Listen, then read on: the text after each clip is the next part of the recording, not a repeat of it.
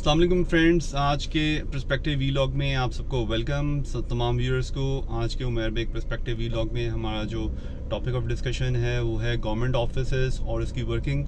और हमारे government offices कैसे काम करते हैं। मैं ख़ुद भी गवर्नमेंट ऑफिसर रहा हूँ। 4 years I been serving Zarai Taraqiati bank ZTBL in the head office Islamabad. तो मुझे गवर्नमेंट ऑफिस का स्पेसिफिकली आइडिया है कि वो कैसे वर्क करते हैं, उसके अंदर क्या जो है ना लूप होल्स हैं, क्या एडवांटेजेस हैं, क्या डिसएडवांटेजेस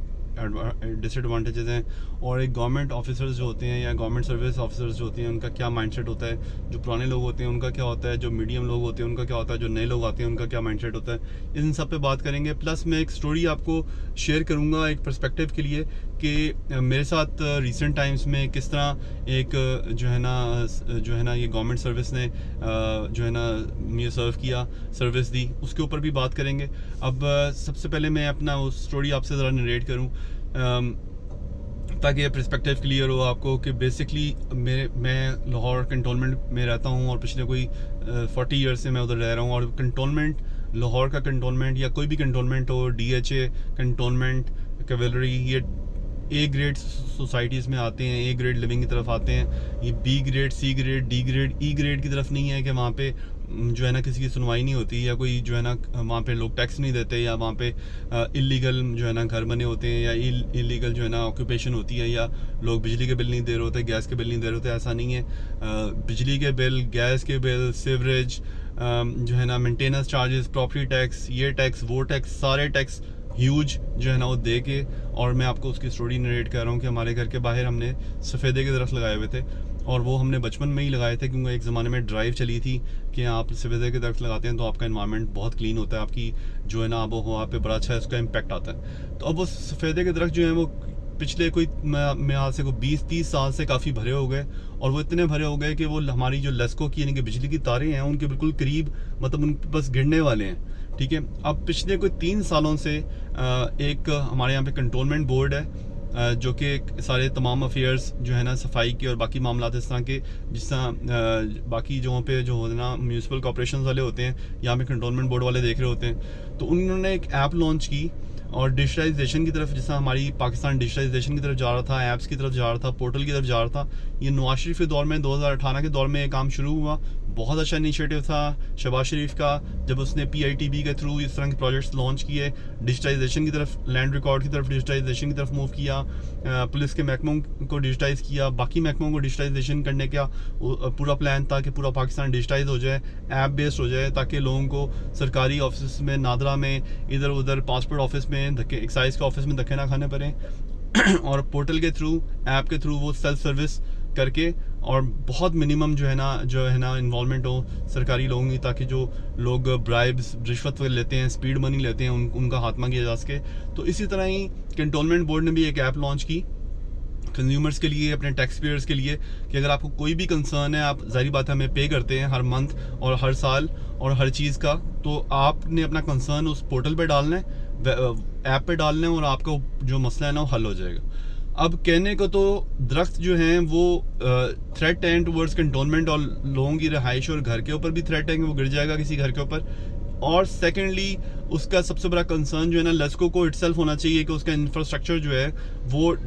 हर्ट होगा अगर उसके ऊपर दरख्त गिर जाएगा, उसकी तारों के ट्रांसमिशन लाइंस के ऊपर दरख्त गिरेगा। तो कंसर्न तो बेसिकली लेस्को का अपना भी है, कंसर्न जो है ना कंटोनमेंट का भी है कि उसके रहायशी जो है ना वो इनसिक्योर हो रहे हैं, और स्पेशली जब बारिश होती है या जब हवा चलती है तो वो दरख्त जिस तरह, क्योंकि उसके दरख्त के तने के अंदर लचक होती है, तो जिस तरह वो स्विंग करता है तो वो बड़ा खतरनाक होता है कि वो जब वो बिजली की तारों के साथ टच कर रहा होता है, या जब वो किसी घर के बिल्कुल करीब से ऐसे स्विश कर रहा होता है, तो वो बहुत डेंजरस सिचुएशन होती है। अब coming back to the point, मैंने उनकी ऐप के ऊपर 3-4 साल पहले मैंने उनको ऊपर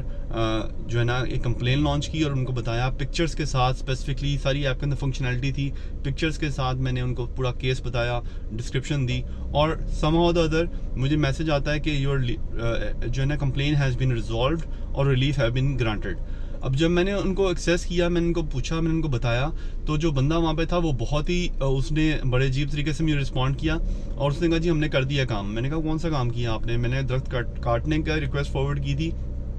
कि आप उसको रिमूव करेंगे, और क्योंकि वो दरख्त बहुत भरा हो गया हुआ है और वो ये इस तरह ट्रांसमिशन लाइंस के ऊपर भी थ्रेट है और वो इस तरह जो है ना घरों के लिए भी थ्रेट है, तो उसने कहा आप दोबारा कंप्लेन लॉन्च कर दें।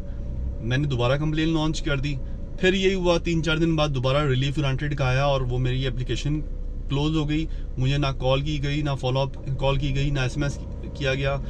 ऐप पे बस स्टेटस शो हो रहा था रिलीफ ग्रांटेड। फिर मैंने उनको कॉल की, उसने फिर मुझे ये बात की कि आप दोबारा से कंप्लेन लॉन्च कर दें।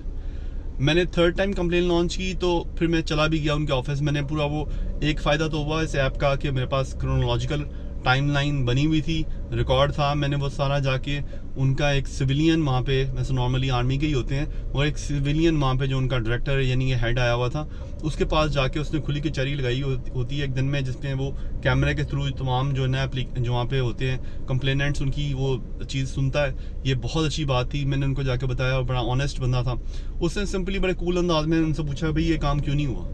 ये आपके सामने टाइमलाइन मौजूद है, पूरा केस मौजूद है, इनके प्रिंट्स मौजूद हैं, इनका ऐप का स्टेटस मौजूद है, ये क्यों नहीं हुआ। अब वो दाएं बाएं आएँ बाएं शाएँ करने लगे उसके जितने भी लोग हैं, और उन्होंने अल्टीमेटली ये बहाना निकाला क्योंकि बेसिकली सरकारी महकमे का मैं आपको थोड़ा सा बता दूं कि वो प्रोसेस को प्रोलॉन्ग इस वजह से करते हैं कि जितना प्रोसेस प्रोलॉन्ग होगा ना कि जी उस टेबल पे चले जाएं, उस टेबल पे चले जाएं, ऊपर चले जाएं, नीचे चले जाएं, दाएं चले जाएं, बाएं बिल्डिंग में चले जाएं, वो इस तरह करके अगले को रोटेट इतना ज़्यादा करते हैं कि अगला बंदा कहता है यार ये पैसे पकड़ो,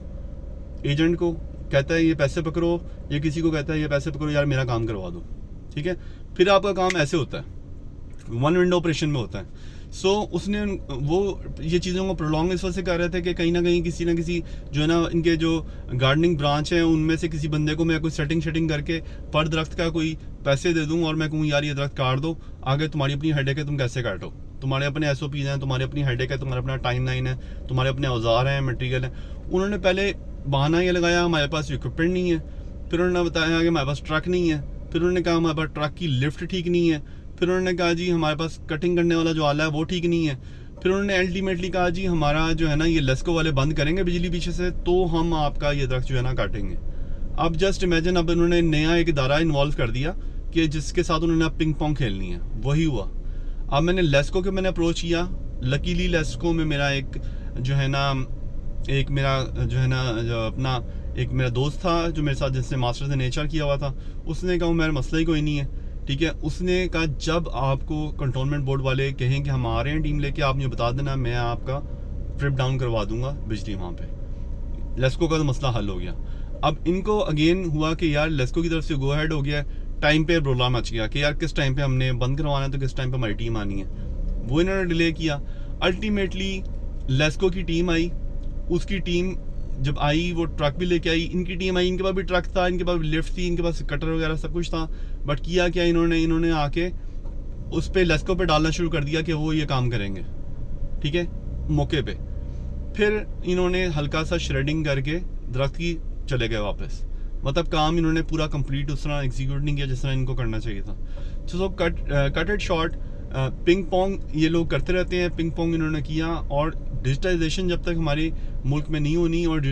bye the way digitization Imran Khan ने भी कंटिन्यू की जो कि शहबाज शरीफ ने 2018 में शुरू की थी, बट उस डिजिटाइजेशन की इम्प्लीमेंटेशन के लिए आगे जो बंदे बैठे हुए हैं, जब तक उनके ऊपर एक स्ट्रॉन्ग चेक नहीं होगा, I would say Imran Khan के दौर में ये चीज़ बहुत स्ट्रॉन्ग चेक थी कि पीछे उसका एक चीफ सेक्रेटरी था, वो बहुत स्ट्रांगली पाकिस्तान सिटीजन पोर्टल और बाकी पोर्टल्स के ऊपर चेक रखता था और उसका ट्रैक रखता था और उसकी ट्रैकिंग करता था कि कितनी कंप्लेंट्स हैं, कितनी रिजॉल्व हुई हैं, कितने लोगों से बात हुई है, कितने महकमों ने इसके ऊपर जो है ना रिस्पॉन्ड किया है। और लिटरली मैंने खुद भी उस दौर में कुछ काम करवाए हैं और मैंने ये चीज़ देखी है कि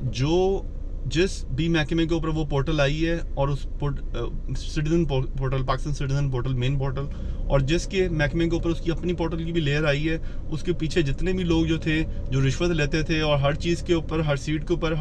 हर स्टेप के ऊपर आपसे जो है ना पैसे चार्ज करते थे, उन सब की दिहाड़ियाँ मार गई हैं। और वो they were literally very frustrated and very fed up. और मुझे शबर ज़ैदी की भी इसमें जो है ना बात याद आती है कि उसने कहा कि हमारे पास जो FER के लोग हैं, अगर हमारे पास 2000 का बंदा है तो हम 1800 को घर बिठा के तनख्वाह देने को तैयार हैं। इनको कि हम प्लीज़ घर बैठे, हम आपकी तनख्वाह नहीं रोक रहे, हम आपको घर बैठ के तनख्वाह देंगे, but don't come to offices, हमें आपकी ज़रूरत, महकमे को आपकी ज़रूरत नहीं है। क्यों? क्योंकि वो महकमे में आके सीट पे बैठते हैं, महकमे को उनके बैठने से इतना फ़ायदा नहीं होता जितना महकमे को भी नुकसान होता है, हमारे पब्लिक को भी नुकसान होता है, हमारे पाकिस्तान को भी नुकसान होता है। So this is the working of the government office. I am sure आपका भी नादरा से वास्ता पड़ा होगा, आई एम श्योर आपका पासपोर्ट ऑफिस से वास्ता पड़ा होगा, आई एम श्योर आपका एक्साइज ऑफिस से वास्ता पड़ा होगा, या आपने बिजली का कनेक्शन लगाया होगा, या गैस का कनेक्शन लगाया होगा, या XYZ कोई भी आपने गवर्नमेंट के महकमे से इंटरेक्ट किया होगा। आप प्लीज़ उसकी जो है ना शेयर करें, कमेंट सेक्शन में अपनी स्टोरी शेयर करें, अपना पर्सपेक्टिव शेयर करें, और इंशाल्लाह हम इस पे आने वाले व्लॉग्स में भी बात करेंगे। This is all for the perspective vlog for today. इंशाल्लाह see you in the next one. Take care.